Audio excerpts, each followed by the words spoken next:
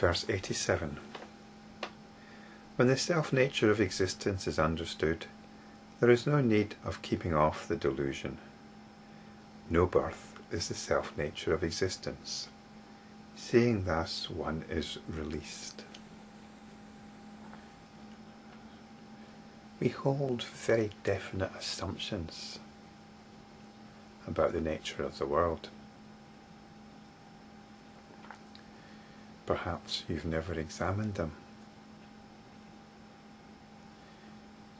But these assumptions are part of the tone of your existence. We believe, for example, that we came into the world. We believe that it's us that popped onto this stage called the world, this stage which is always there. But this is only an inference. We infer this. In going along with this inference, we actually diminish our sense of being. I wonder if you can see this for yourself.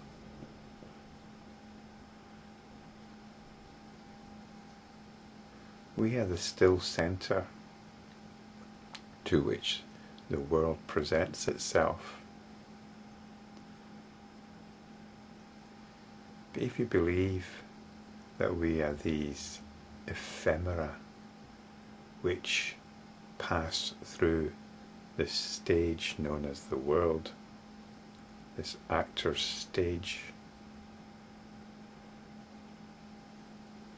then can you see how your sense of being is diminished?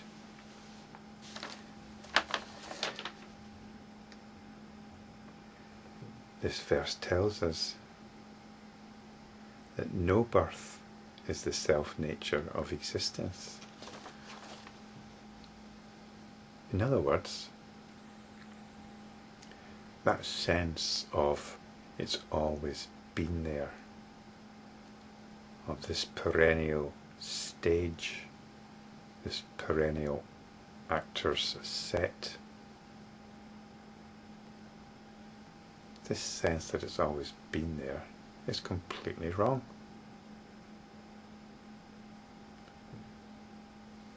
It's essentially no birth. It's like saying, to believe otherwise, is like saying you popped into your dream. Your dream is always there. When you're fast asleep dreaming, you're born into your dream. You could put it that way, I suppose. But then you're divorcing the dream from yourself, and you're subordinating yourself to the dream. We know that the dream is subordinate to us, no matter how often we're sucked into it. It's nothing but our own consciousness. So what's this verse about then? This verse is saying there's no need to keep off the delusion.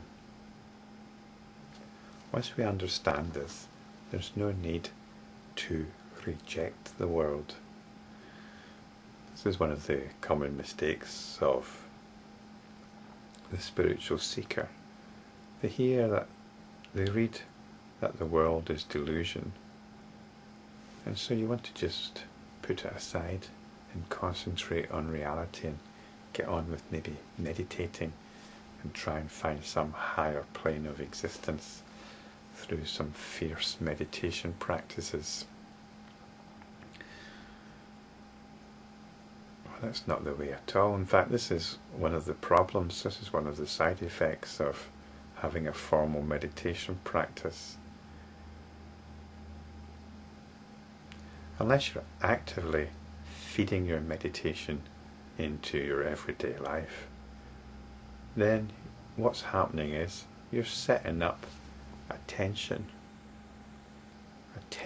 between the world, the so-called relative reality or delusional reality, and your meditation, which is supposed to be real.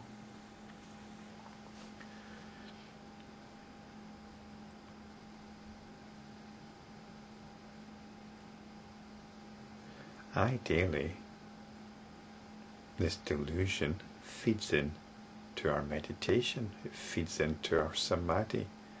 This is the Maya-like samadhi that's been mentioned previously.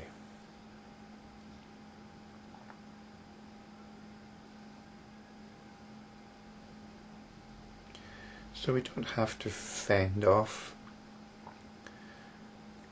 the everyday reality, the conventional reality, because we understand its true nature. We don't have an emotional dynamic with it anymore. Or if there is an emotional dynamic, we can step aside from it to a greater and greater extent. Verse 88 continues this theme. Maya is not without reality, because it has something resembling it. The reality of all things is talked of in a similar manner. They are unreal like a lightning flash, appearing and disappearing quickly, and therefore they are regarded as resembling Maya. Now the sense of this isn't very clear to me. I've got a feeling the translation is a little bit cumbersome, possibly more to do with the English language than the skill of the translator. So what it's saying here is Maya is not without reality. So in other words, this so-called delusion has its own reality. But it said it's got its own reality because it has something resembling it. And what it has resembling it is the reality of all things. So Maya is like the reality of all things.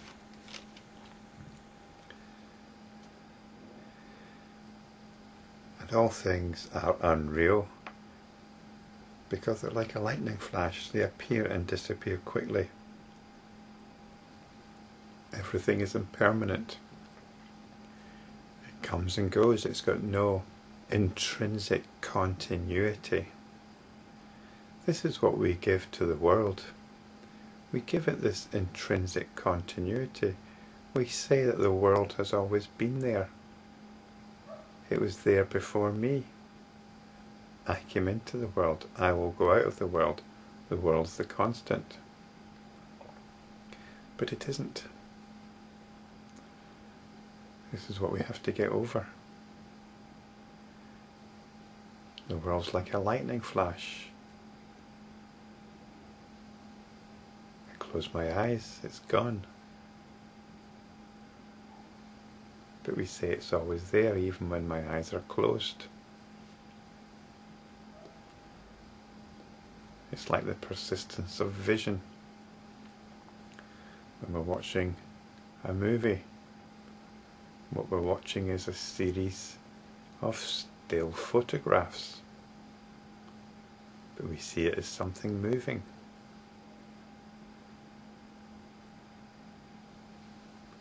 What is moving is our attention, our awareness.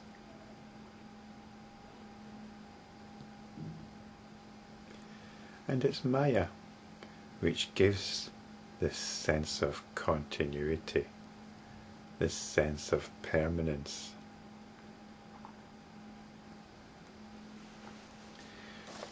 But if we're enlightenment practitioners, if we're bodhisattvas, then this sense of permanence, this sense of continuity, this sense of solidity, it comes and goes. The power of Maya, the power of delusion is always there. But as enlightenment practitioners, we can circumvent it. we can leave it. So in this sense, Maya comes and goes as well. The point here then is, we never dismiss the world.